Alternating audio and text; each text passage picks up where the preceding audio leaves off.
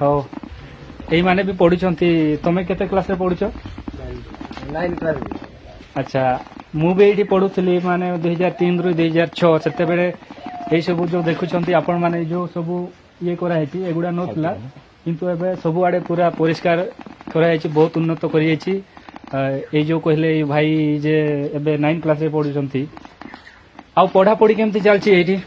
ଭଲ ଚାଲିଛି। ଆଉ ତମେ ବି? ମୋର 10 କ୍ଲାସ। ଇଏ ହେଲେ 10 କ୍ଲାସ। ତମର ଏକ୍ଜାମ କେବେ ହବ? ଏକ୍ଜାମ ଫେବୃଆରୀ 20 ରେ ଅଛି। ଫେବୃଆରୀ 20 ରେ। କୋଉଠି ସେଣ୍ଟର ତମର ପଡିବ? ସେଣ୍ଟର ଅମରଦା କହୁଛନ୍ତି ତ, ଅମରଦା ପଡିବ। ତମର ଏଇ ଯୋଉ କ୍ଲାସରେ 10 କ୍ଲାସରେ ଟେଷ୍ଟ ପରୀକ୍ଷା ଗୋଟେ ଯୋଉ ହୁଏ ସେଟା ହେଇଗଲା ନା? ହଁ, ଟେଷ୍ଟ ହେଇଯାଇଛି। ଟେଷ୍ଟ ହେଇଯାଇଛି ନାଇଁ? ଟେଷ୍ଟ ହେଇଯାଇଛି। ସବୁ ପିଲା କ୍ୱାଲିଫାଇ କରିଯାଇଛନ୍ତି ନାଇଁ? ସବୁ ପିଲା ପାସ୍ ହେଇଛନ୍ତି। ଟୋଟାଲ କେତେ ପିଲା ତମ କ୍ଲାସରେ? ଟୋଟାଲ 102। 102 ରୁ ସମସ୍ତେ ଯୋଉ ଟେଷ୍ଟ ପରୀକ୍ଷାରେ ପାସ୍ କରିଯାଇଛନ୍ତି। ଭଲ କଥା ଯେ ଏଇ କ୍ଲାସରେ ଏଇ ଯୋଉ 10 କ୍ଲାସ ଭାଇ କହିଲେ ଯେ ଏବେ ତାଙ୍କର 10ମ ଶ୍ରେଣୀ ଟେଷ୍ଟ ପରୀକ୍ଷା ବି ସରିଯାଇଛି, ସବୁ ପିଲା ପାସ୍ କରିଯାଇଛନ୍ତି। ଭଗବାନଙ୍କ କୃପାରୁ ସମସ୍ତେ ଏଇ 10 କ୍ଲାସ ଯୋଉ ନୂତନ ବର୍ଷର 2024 ପରେ ପରେ ଫେବୃଆରୀ ପରେ ମାନେ ଫେବୃଆରୀ ମାସରେ ଯୋଉ ହବ, କେତେ ତାରିଖ କହିଲ? 20 ତାରିଖ। ସବୁ ପିଲା ଭଲରେ ଦଉନ୍ତୁ, ଭଲରେ ପାସ୍ କରିଯାଆନ୍ତୁ। ସେମାନେ ତାଙ୍କର ବାପା ମାଙ୍କର ଯୋଉ ସ୍ୱପ୍ନ ଥିଲା ଯେ ଆମର ପିଲା ହଷ୍ଟେଲରେ ରହିକି କିମ୍ବା ଯିବା ଆସିବା କରିକି କେମିତି ଭଲ ସେ ରେଜଲ୍ଟ କରି ଆମର 10ମ ଶ୍ରେଣୀ ପାସ୍ କରିବ, ସେଇଟା ହେଲା ସମସ୍ତଙ୍କର ଭରସା। ଆମର ବାପା ମାଙ୍କ ଭରସା ସହିତ ସାଙ୍ଗ ସାହି ପଡ଼ିଶା ସମସ୍ତଙ୍କର। ଆଉ ଇଏ ତ କହିଲେ ଯେ 10 କ୍ଲାସ, ସେ କହିଲେ ଯେ 9 କ୍ଲାସ। ଆଉ ତମର କେତେ କ୍ଲାସ? ଲାଷ୍ଟରେ ଏଇ ଭାଇଙ୍କୁ ପଚାରିବା। ଆଉ ତମର କେତେ କ୍ଲାସ? ଇଏ ବି 9 କ୍ଲାସ। ତେଣୁ ଇଏ ଭାଇ ହେଲେ 10 କ୍ଲାସ। ଆକୁ ଏଥର ଏଇ 2 ଜଣ ଭାଇ ଯୋଉ କହିଲେ ଯେ ସେମାନଙ୍କର 9 କ୍ଲାସ, ଆକୁ ସାଙ୍ଗ ହେଇଛନ୍ତି କେନେ ନା ଆଉ ମାସେ ପରେ ଏ ଭାଇ ଆଙ୍କୁ ଛାଡିକି ପଳେଇବ, ମାନେ ପାସ୍ ଆଉଟ୍ ହେଇକି ପଳେଇବ।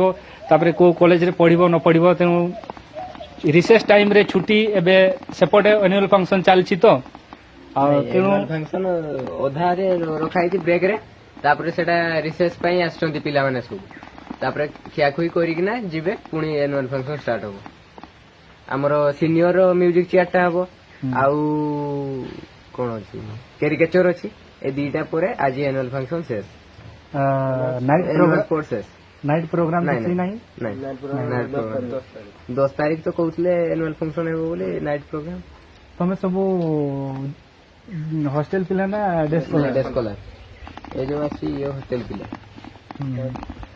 ଆଚ୍ଛା, 10 କ୍ଲାସ ତ କହିଲେ 10 କ୍ଲାସରେ ପଢୁଛନ୍ତି, ହେଲେ ଘରଟା କୋଉଠି ସେଟା ଆମେ ବି ପଚାରନେ। ଘରଟା କୋଉଠି? ଘର ଏଇଠି ପାଖରେ ନଳଗଜା, ମୁଁ ଯିବା ଆସିବା କରେ। ଆଚ୍ଛା, ତମର ବାପା ମା ଅଛନ୍ତି?